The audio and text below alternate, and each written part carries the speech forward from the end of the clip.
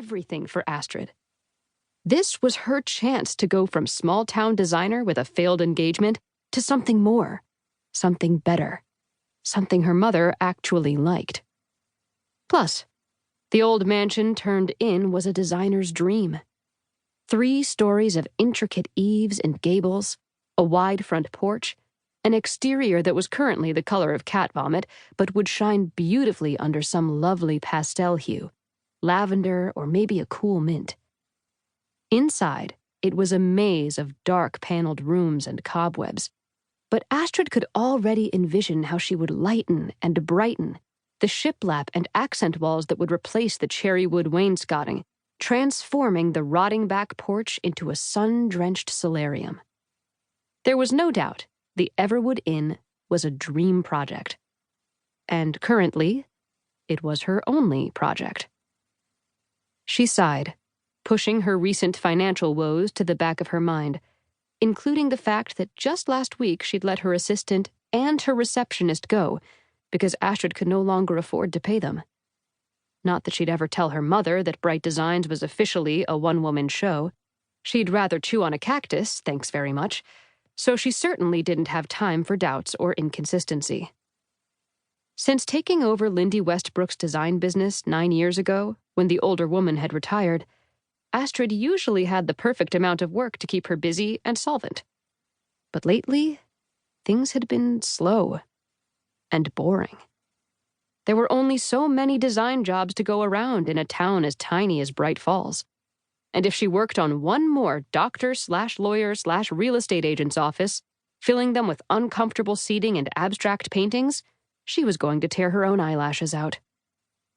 Not to mention, if she let the business go under now, particularly after her disaster of a failed engagement last summer, Astrid's mother would not only tear her eyelashes out for her, but would make absolutely sure Astrid knew the failure was 100% her own fault, warping her professional deficiencies into intimately personal shortcomings.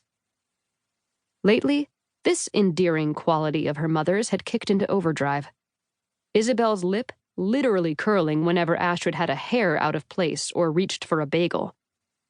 Astrid was exhausted, had slept like shit for months, her mother's constant scrutiny and unattainable expectations playing like a film on repeat every time she closed her eyes.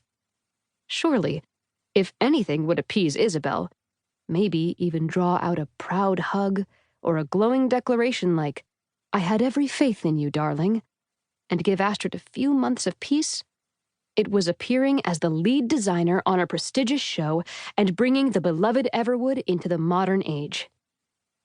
She offered her reflection one more smile, and was straightening the buttery linen of her dress when a fist banged on the glass from inside. She startled, stumbling back so that her ankle very nearly buckled from the height of her heels. "You look hot as fuck!" A pretty redhead grinned at her through the window, then made a show of waggling her eyebrows at Astrid's form. "Jesus, Iris!" Astrid said, fingers pressed to her chest as she tried to calm her galloping heart. "Could you not, for one day?" "Not what?" Iris yelled through the glass, arms propped up on the back of a turquoise-painted wooden chair. "Not—" Astrid waved her hand around, searching for the right word. When it came to her best friend, Iris Kelly, ever the middle child vying for attention, the right word rarely stuck for very long. "Never mind." "Get your cute ass in here already," Iris said. "Claire and Delilah are whispering sweet nothings in each other's ears."